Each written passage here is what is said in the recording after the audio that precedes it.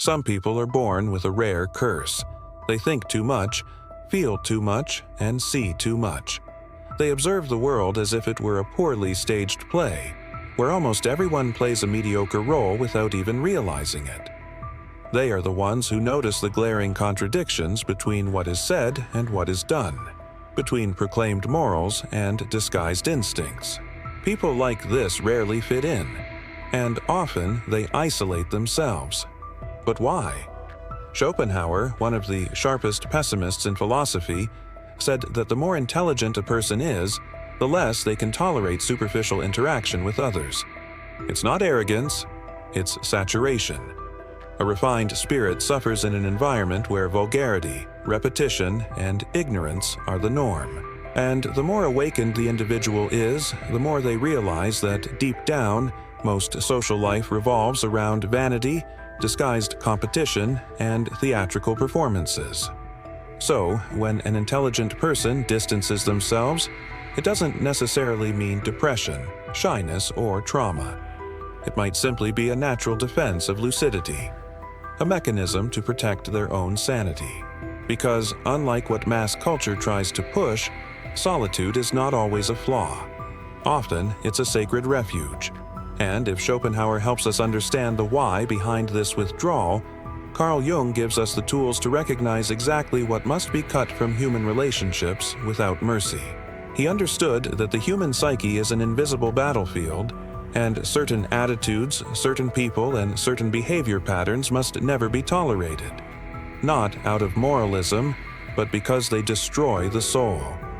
If you're one of those people who feels fundamentally incompatible with society, if you sense that group life demands too high a price from your authenticity, maybe you've simply awakened to the truth. It's better to be alone than surrounded by noise. And this is where Jung's brutal list comes in. Not to make you more sociable, but to make your selective isolation more powerful, more conscious.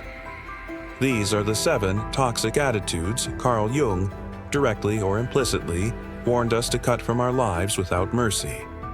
1. People who constantly project their shadows onto others. Jung said every human carries within them a shadow, everything we reject in ourselves and hide from the world. But the problem isn't having a shadow.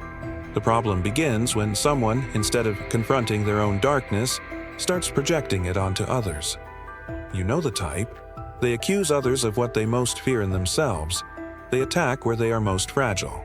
They are masters of blame, finger-pointing, defamation. Being close to someone like this is to live under constant attack, becoming a mirror for their unresolved trauma. Step away. 2. People who drain your energy with empty talk. Jung understood that words are sacred tools, but in modern society they are squandered like garbage. Empty conversations, gossip, trivialities. All of it not only wastes time, but also life force.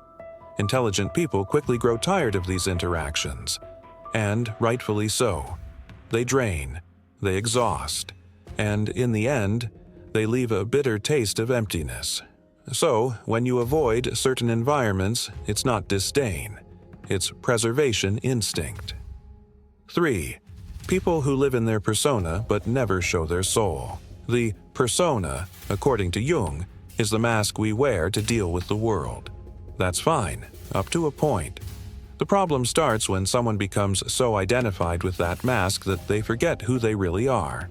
These are the people always playing a role. The nice guy, the funny one, the model employee, the Instagram saint. But it's all a facade. There's no soul there, only performance. Living with them is like eating plastic wrapped in gold. It shines, but it doesn't nourish. Stay away. You don't need to pretend along. 4. Those who try to mold you instead of accepting you. True relationships, whether friendship, love, or partnership, are born from accepting the other as they are, not as you wish they were. Jung saw this clearly. When someone constantly tries to improve you, when you always feel criticized, adjusted, trimmed, that person is not with you. They are with an idea of you, and that is dangerous. It's a form of psychological violence disguised as care. Cut that bond. 5. Emotional manipulators and professional victims. Some people live in a constant cycle of drama, guilt, and emotional blackmail. They're always the victims, always have a sad story, and always place you in the role of savior or villain. Jung recognized these individuals as being unconscious of their own complexes. But you don't need to pay the price for that. They use connection as chains. They use compassion as a trap, and they drain you to the bone. Recognize the pattern and run. 6.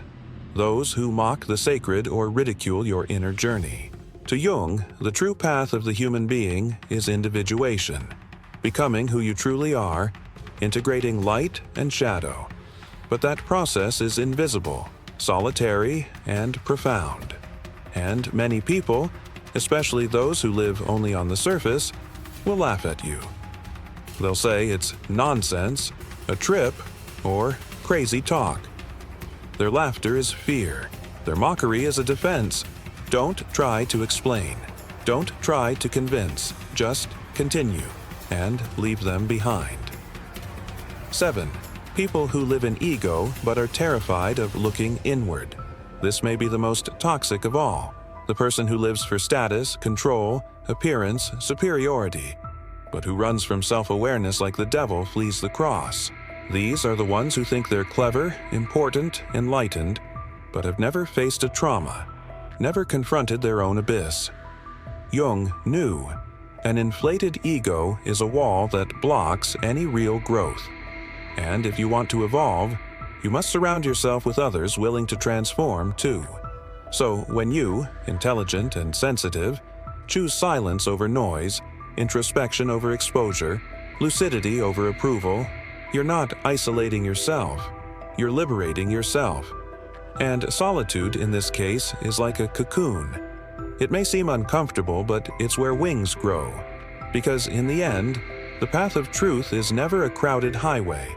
It's a narrow trail, and those brave enough to walk it often do so alone, until they find others who also dared to leave the stage,